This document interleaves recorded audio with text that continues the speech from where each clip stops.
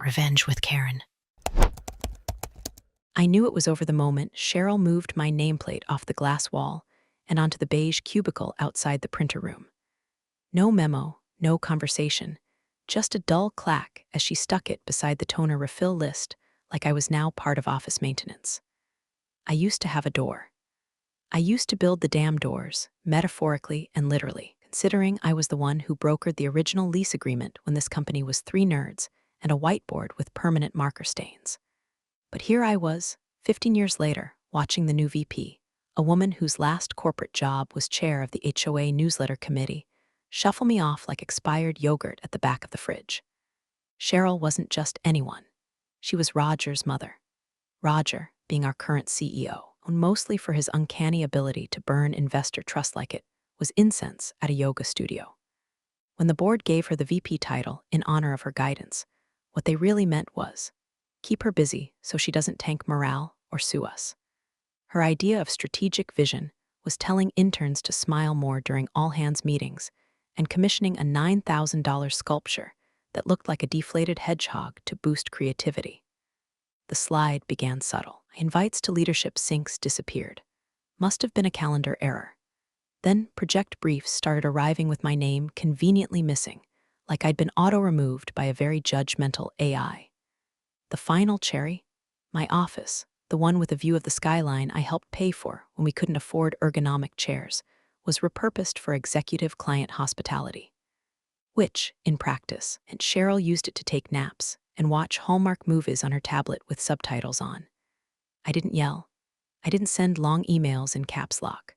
I just watched, cataloged, let them think I was melting into irrelevance while I sat through meetings like a ghost at her own funeral, scribbling in the margins of my notebook, while Cheryl claimed we were pivoting to the bleeding edge of microservice verticals.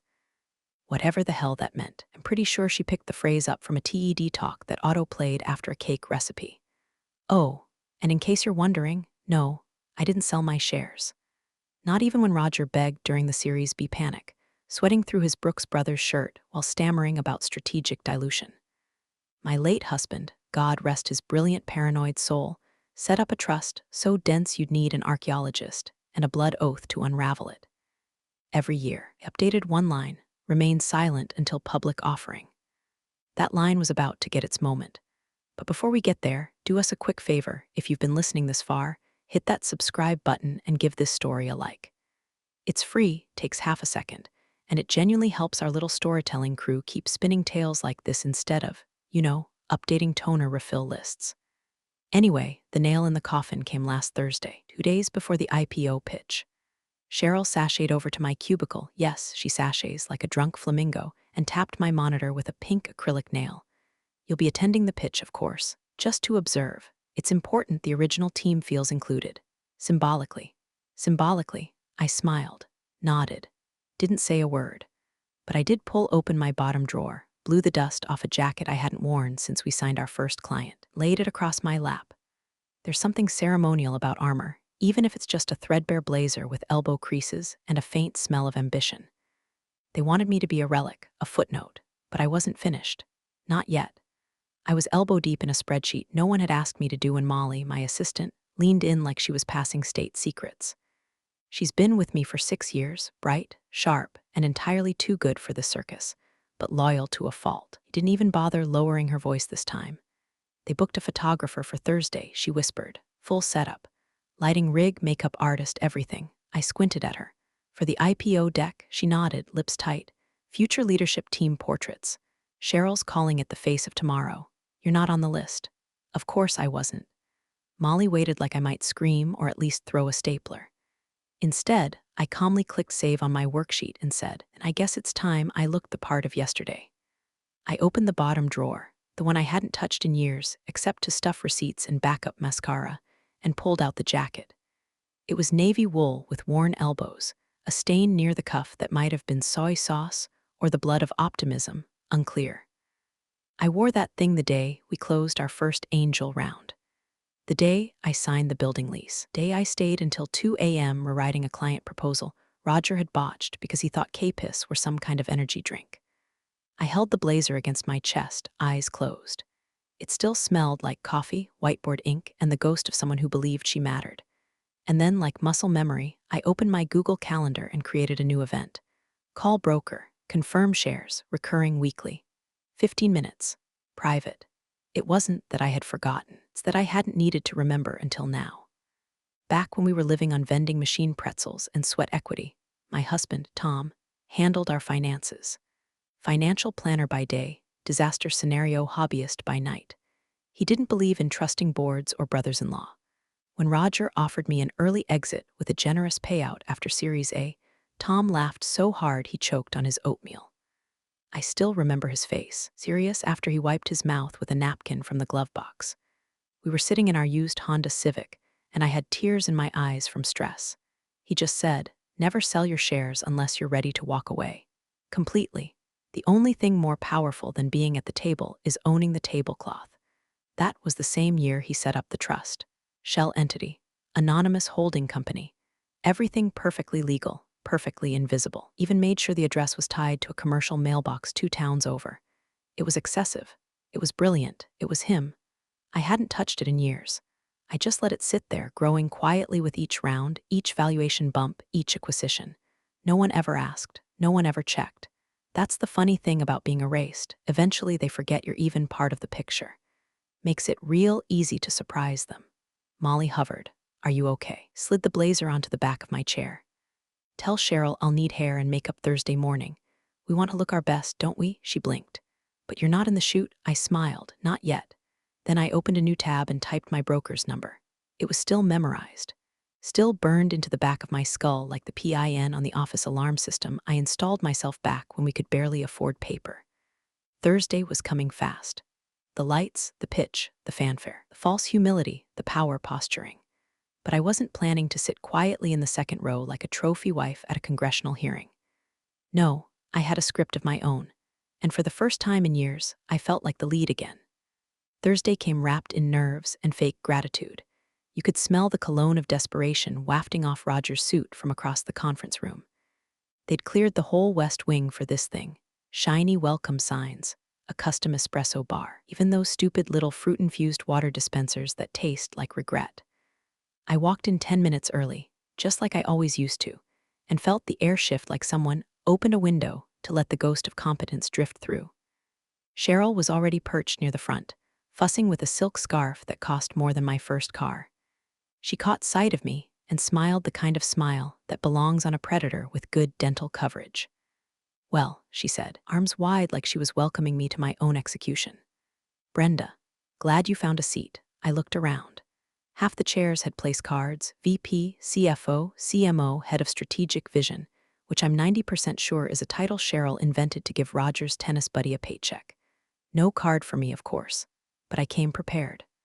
I pulled a chair from the back row and planted it along the side wall, dead center.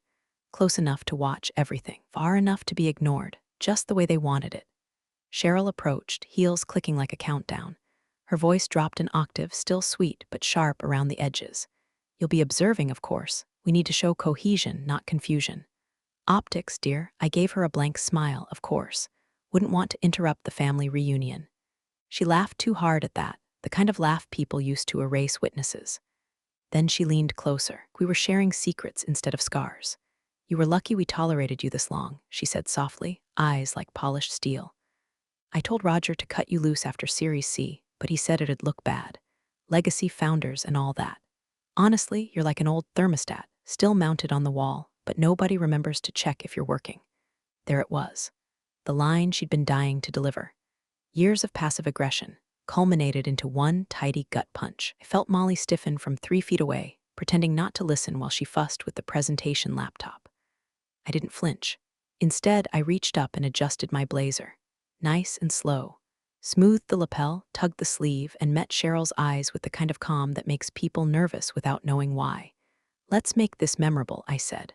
Her smile twitched, just a hair. She turned on her heel and walked away without another word. The rest of the team trickled in, full of caffeinated adrenaline and rehearsed charm. Roger shook hands like a man trying to grip relevance. The new head of product, who once asked me if profit margin was a supply chain term, offered me a lukewarm nod before taking his assigned seat. Photographers hovered near the projection screen, adjusting light levels and angles. One of them paused when he saw me sitting alone. "Ma'am, are you in the leadership chute?" Cheryl swooped in before I could answer. "No, he's just observing." He apologized. I didn't correct him. Just sat there with my hands folded and my face neutral. But inside, I was tallying everything: who smirked, who whispered, who pretended not to see me. It wasn't bitterness, it was accounting. I've always been good with numbers. The lights dimmed. The screen lit up. Roger stood at the head of the table, beaming like a kid who found the keys to the liquor cabinet. "Good morning, everyone," he began. "Thank you for being here for the most important day in our company's journey." Important, sure, but not for the reasons they thought. Because this wasn't just a pitch. This wasn't just an IPO roadshow or a parade of polished nonsense. This was a battlefield, and I was done observing. The pitch deck was projected onto a 10-foot screen with all the subtlety of a peacock in heat. Glossy, animated, full of self-congratulatory graphs that looked impressive until you actually read the axes. Roger was 3 slides deep into his company evolution timeline, and that's when I saw it. My name gone. The timeline started with a dramatic shot of the original warehouse space and 2 blurry photos of Roger and the other co-founder, Martin. No mention of me, not even a photo. Just a gap, like the company had spontaneously sprouted a legal department and a customer base out of the floorboards. Slide after slide showed Roger's ascension from lead strategist, whatever that means, to visionary CEO. Cheryl narrated like she was hosting a coronation, using phrases like transformational growth and agile disruption, so often I wondered if she had them tattooed under that scarf. But I wasn't surprised. I was prepared. Don't survive 15 years in a company that forgets who built the floors without learning to anticipate erasure. I'd seen this coming the moment they started referring to my department as legacy ops, like it was a dusty attic full of cobwebs and regrets. Still, watching it happen on screen, seeing myself edited out like a bad first marriage, hit somewhere low and deep. Not rage, not even sadness. Just confirmation. The first investor entered the room with a smile wide enough to be tactical. Mr. Devlin, crisp charcoal suit. No tie. Rolex, understated but unmistakable. He looked like a man who already knew the outcome, but wanted to enjoy the theater of it. Behind him, a dozen other suits filed in, men and women with clipboards and iPads, and the kind of smiles that never reached their eyes. Devlin took his seat at the head of the table without waiting for Roger to finish whatever sentence he was mangling. He didn't even glance at the screen.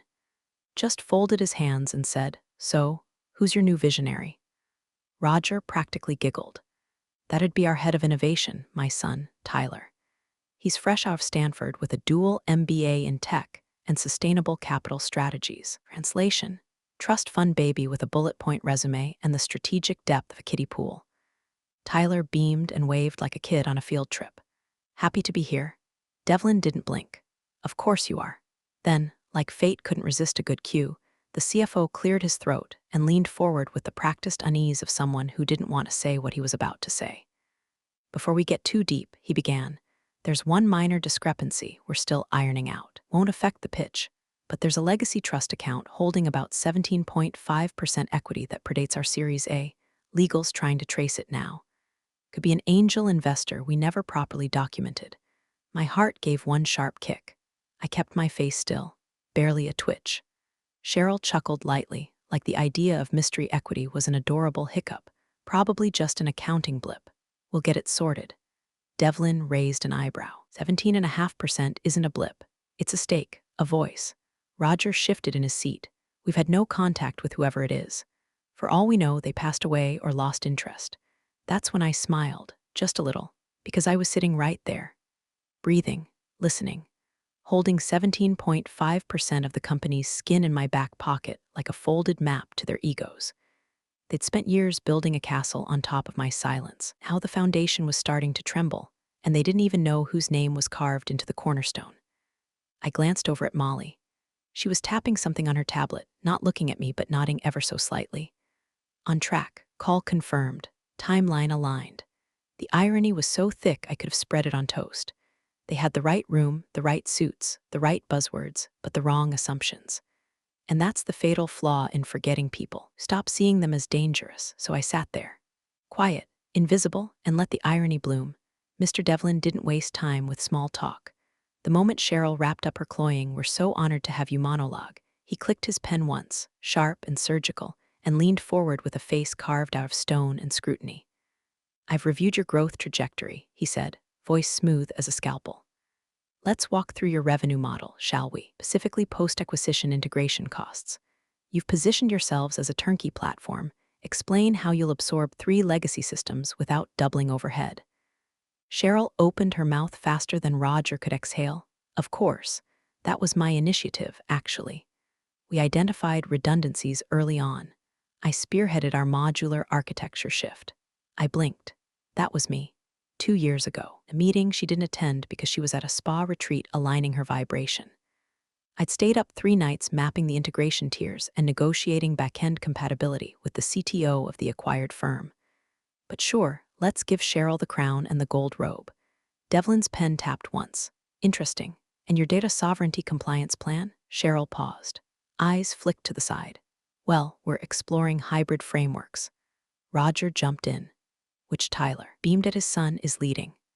Tyler, still radiating LinkedIn influencer energy, cleared his throat. "Yes.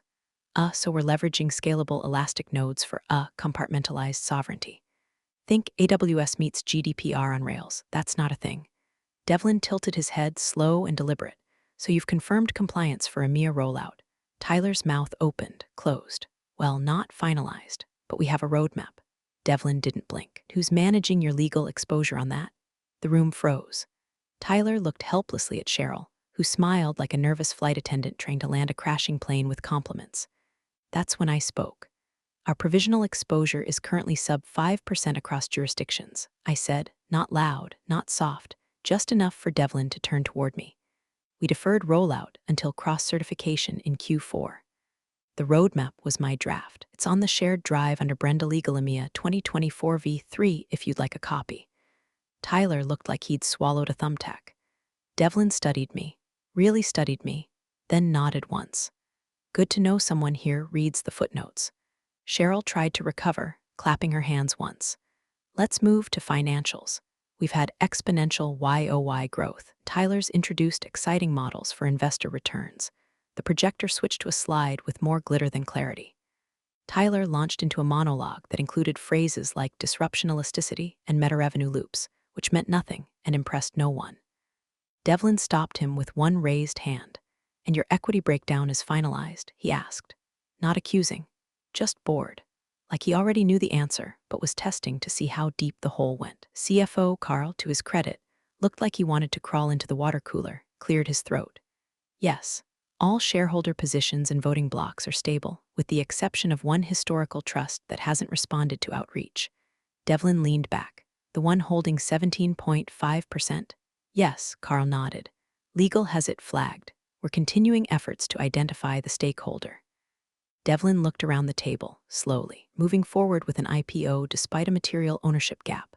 Cheryl laughed nervously. "It's not a gap, it's just a formality. They haven't been active in years." Roger muttered something about dead paper. Tyler sipped his water like it might contain answers. And I sat there, watching them all flail like fish in a barrel that someone had just set on fire. Devlin's eyes landed on me again, just for beat. He knew something was off. He didn't have the full picture. The corners were curling up, and he was about to start peeling. Around the table, you could feel it. The pitch was wobbling. Not crashing, not yet, but something had shifted. The scent of control was leaving Cheryl's perfume cloud and settling somewhere closer to me. The clock on the wall read 11:38, 9 minutes to go. My phone buzzed under the table at exactly 11:45, 1 minute early. Of course it was. Jeff never missed. Not in 15 years. Not when Tom died. Not when the IRS tried to audit the trust and left looking like they'd been slapped with a broom made of red tape and Latin clauses. Text message, confirmed, call on time. Timeline locked, hold position. I didn't smile. I didn't blink. I just slipped the phone back into my jacket pocket and lifted my eyes to meet Molly's across the room. No nod, no signal. Just a fraction of a breath, a pulse of silent agreement, and I folded my hands.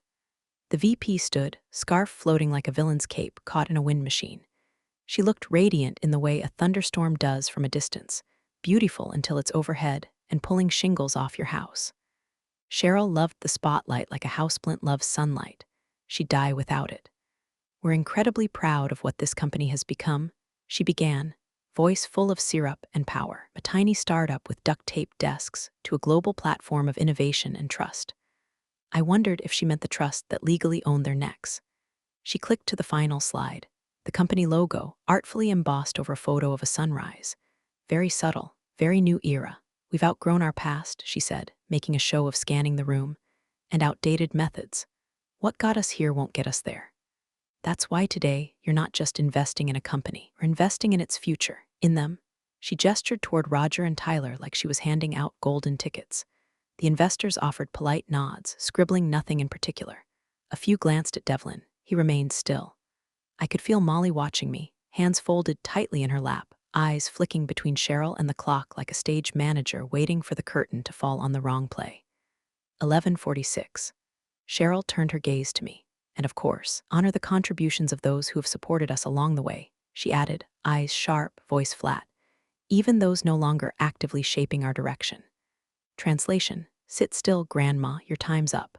I tilted my head slowly, let the silence stretch. Then I stood, not dramatically, just enough for my voice to carry evenly across the room. "Some legacies," I said calmly, "don't disappear just because you stop mentioning them." Cheryl's smile twitched. Tyler looked up, puzzled. Roger shifted in his chair like someone noticing the fire alarm had been blinking red for the last 10 minutes. Devlin turned fully toward me now. Pen down, elbows on the table. The air changed, not a gust, not a breeze, but that unmistakable stillness that comes right before something snaps. Like the second before a rubber band finally gives in, or the pause between lightning and thunder. You could hear every breath in the room. Then the door opened. Junior staffer poked his head in, eyes wide. "Mr. Devlin, your call's on speaker. It's urgent." Devlin didn't even look surprised. He stood. Calmly, put it through. The room had that eerie stillness you only get in hospitals and bomb shelters, everyone breathing, no one moving. Legal had begun sliding signature packets across the table. Fountain pens were uncapped. The CFO was sweating through his collar. Roger kept tugging at his sleeve like it might reveal a better future underneath. Devlin's phone lit up. "Line 1, the assistant said, placing it in front of him. He pressed speaker without looking, still watching Cheryl with those flat investor eyes that miss nothing. A voice came through, crisp and surgical. "Hi, Mr. Devlin. This is Jeffrey Langston with Langston and Foster Fiduciary. Just confirming the 17.5% founder stake under the Brenda Wilkes Trust. Valuation is approximately $110 million. Wire confirmation pending per standing agreement. Please let us know if any further verification is required before close." Silence, not the polite kind. The air has been yanked out of the room kind. Someone dropped a pen, clattered across the table like a firecracker. Cheryl's smile didn't just fade, it curdled. Her jaw clenched so tight I thought I heard a molar crack. Roger blinked 3 times and turned to the CFO like he'd just learned his parachute was packed with laundry. Tyler, God bless him, looked up and said, "Wait, who's Brenda Wilkes?" Devlin slowly reached down and muted the phone, then turned. Not to me, to her. "You mocked her?" he asked, low and steady, like a man used to watching empires pretend they hadn't just stepped on a landmine. Cheryl opened her mouth, closed it. Hand twitched toward her scarf like it might help her explain away the past 15 years. No one spoke. All eyes shifted to me. I didn't move, I didn't nod, I didn't even blink. I just sat, the ghost of the company, the footnote, the tolerated relic, and now, apparently, the woman holding the largest unchecked ownership stake in the room. 17.5%. Enough to stop a vote. Enough to demand a seat. Enough to, well, let's not spoil the rest. Across the table, Roger looked like he'd just aged a decade. Cheryl was frozen, lips slightly parted, fingers rigid. Tyler stared at me like he was trying to remember if we'd ever even met. Devlin didn't say anything else. He just reached forward, tapped the phone off speaker, and leaned back in his chair like he was preparing to watch a very different kind of show. The room was no longer theirs, and they knew it. Door burst open like the building had suddenly remembered it had rules. 2 legal associates scrambled in, one holding a thick stack of documents, the other pale enough to be mistaken for printer paper. Carl, the CFO, stood up so fast he knocked over his water. No one bothered to clean it. "Stop," one of the legal guys said, breathless. "Don't sign anything." Cheryl stood. "Excuse me?" But legal wasn't looking at her. They were looking at me. Brenda Wilkes Trust is explicitly named in the original articles of formation, the lead associate said, voice quivering but firm. Section 4B.3, Founder Equity Voting Rights. Tied to controlling interest at the point of any liquidity event, including IPO. Devlin tilted his head slightly. Meaning, legal swallowed. Meaning Miss Wilkes' equity, as a founding shareholder, supersedes all post-series adjustments during a public transition. All current board appointments not ratified by her trust are invalid, dead, silence. Roger opened his mouth, but no sound came out. Tyler leaned back so hard he almost tipped his chair. And Cheryl looked like someone had just whispered the end of her story straight into her bloodstream. This must be outdated, she stammered. We did a full charter review in 2020. The associate held up a page. You missed section 17, subsection F. It was filed under the original entity name before the rebrand. It's still active and enforceable. Cheryl turned to Carl. You said the trust wasn't active. Carl looked like he wanted to melt into the carpet.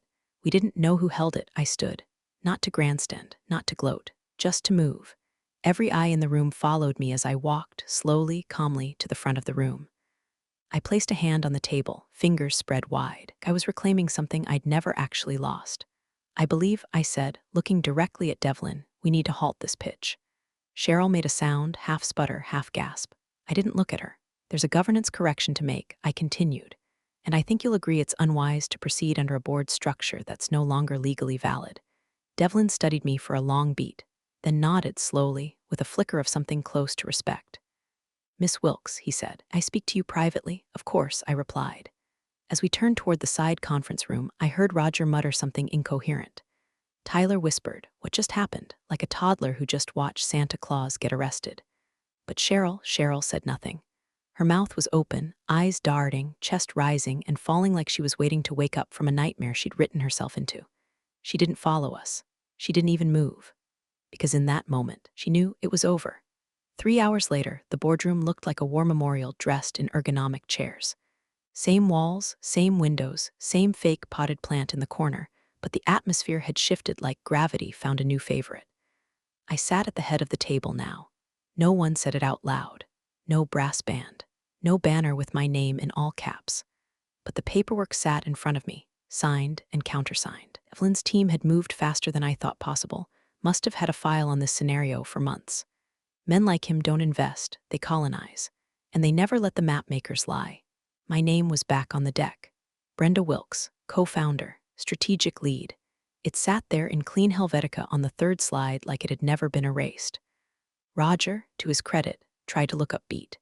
Kept clearing his throat like optimism might crawl out and save him. Cheryl hadn't returned. Her chair was empty. Her resignation letter, however, was not. It sat neatly in the center of the table, freshly printed, ink still drying. Effective immediately. No fanfare. Just surrender in a serif font. Tyler looked like someone had explained mortgages to him for the first time. Pale, silent, possibly Googling how to survive a corporate decapitation under the table. Devlin flipped the final page of the revised term sheet and tapped it once. Comfortable proceeding under the new governance structure, he said, voice polite but steely. Our group believes in companies where experience and integrity aren't optional. I nodded once. Then we accept. He slid the signed agreement toward me. The pen had more weight than it should have. I picked it up. Signed, that was it. The shift wasn't dramatic. It wasn't loud. It was just real, final, solid. I stood, blazer smooth and sharp across my shoulders. Same one I wore when I fought for our first lease. When I took the 3 a.m. calls from investors who doubted us. When I sat in that office with my husband's voice in my ear telling me to never sell unless you're ready to walk away completely. And now, I wasn't walking away. I was walking through. I turned to Roger, whose smile had finally cracked. One more thing, I said. He looked up, hopeful. Hopeful was a mistake. I've reassigned the executive suite, I continued, calm as a Sunday sermon. Your mother's former office will now belong to our incoming chief ethics officer. She starts Monday. The silence that followed wasn't even stunned, it was hollow. Like someone had scooped the air out of the room and left everyone blinking inside the vacuum. I didn't stay to watch the collapse. I nodded once to Devlin, to Molly, walked to the door, opened it, and left. My heels echoed in the hallway like punctuation. Marks on the end of a very long sentence. You're the real stars of the corporate jungle. Thanks for watching. Hit subscribe, or I'll flick the switch on your old cubicle memories.